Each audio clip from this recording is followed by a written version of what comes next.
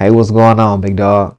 I'm so glad you could join me here inside of Module 1, where we're going to be going over the basics. You know, the world of options trading can seem like a very, very complex place. But when you understand the basics of options, then it opens up new investment strategies for you. In this module, we're going to be exploring the fundamental concepts of options that will equip you with the essential knowledge that will help you make informed trading decisions. Now, of course, the first thing you got to be thinking to yourself is, well, what are options? Well, options, the definition, of course, options are financial contracts giving the buyer the right, but not the obligation to buy or sell an asset at a set price within a specific time frame. And inside of those contracts holds 100 shares of that underlying asset. Then we have the flexibility that options offer. Strategic flexibility at that, as options trading allows investors to speculate on price movements as well as hedging against their potential losses in their long-term portfolio. So instead of you having to jump out of your long-term holds, you can just, put some options in and make money off of whatever direction the stock is heading in. And then you have the leverage that options trading provides. So if I was to tell you, hey, you can lift an entire car with one hand. Now, more than likely, you probably look at me like I was crazy. But the thing about it is, leverage allows you to do some things that you would never usually be able to do. So if I said you can lift up a car, all you got to do is put a car jack underneath the vehicle, then start cranking away at that, cranking. And voila, in a little while, you have just raised and lifted up an entire vehicle with one hand, because that's exactly what options trading is in your portfolio. It's like financial gymnastics, because it allows you to make up and leverage what you lack in ability. Now, you might not be able to, when you're first starting off with options trading, you might not be able to, buy a bunch of contracts and buy a bunch of shares of companies, but options trading allows you to take hold of 100 shares of a company by you leveraging pennies on the dollar. So instead of you having to purchase a contract or purchase 100 shares at the price that it would cost, let's say Apple's $220 right now. In order for you to purchase 100 shares of Apple, it'll cost you $22,000. But with options trading, it allows you to make up and leverage what you lack in ability, because you will have control of those 100 shares with purchasing one contract. So, that's what it allows us to do. Options trading enables us as traders to control a large amount of stock with a relatively small investment. Now, we have two different types of contracts when it comes to options trading. Now, first and foremost, we have calls, which give the buyer the right to purchase the asset at a specified price. Us as traders, we buy calls when we expect the price of an asset to rise or to go up in value. Then we have puts.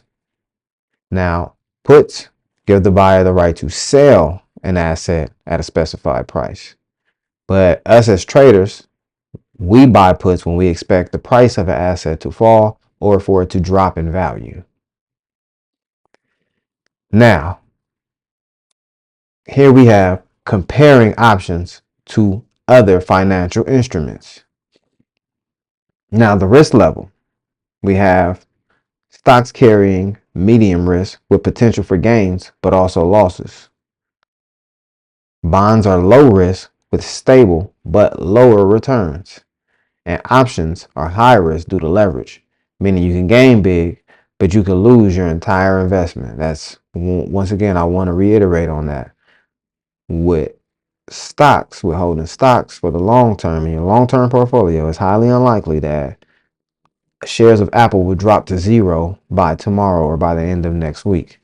But it's likely, and very likely at that, if you're holding a contract on Apple and you held it until Friday of next week, it's very likely that that contract could expire worthless, meaning you could lose the entirety of your investment that you put in on that trade. It's always the main difference. course, there's high risk, there's high reward, and we'll go over that, but just always putting that out there. I always want to make you aware what the speed bumps are first. Then you got your potential return. Now, of course, stocks, they offer medium returns, and bonds provide lower and steady returns. But we have options again leading the way, as options have higher potential returns. Once again, due to leverage, which can amplify your profits. It's like a multiplier for you. Then we have the leverage itself. Stocks and bonds don't involve any leverage whatsoever. Whatever you invest is what you risk, dollar for dollar. But then we have options. And options, however, allow you to control more with less money, increasing both risk and reward. So although you have a much higher risk factor involved, the reason why that is because you have a much higher reward factor involved as well. So the same amount, like if Apple was to go up $1 and you held shares of Apple, now that would be, $1 that it went up, you just made $1 on Apple stock. And if you held 10 shares of Apple, then you just made $10. If you held 100 shares, you made $100, and so on and so forth. But the beauty of it, the difference of regular shares and trading options is, with trading options, you can make upwards to $100 for every dollar that a stock goes in your favorite direction. So it's always important when deciding where to invest for you to consider how these factors align with your goals and your risk. Then we have a couple of key terms in options trading. First and foremost, we have the strike price. Now, the strike price is the price at which an option can be exercised. It's a crucial factor in determining an option's value. Then we have the expiration date.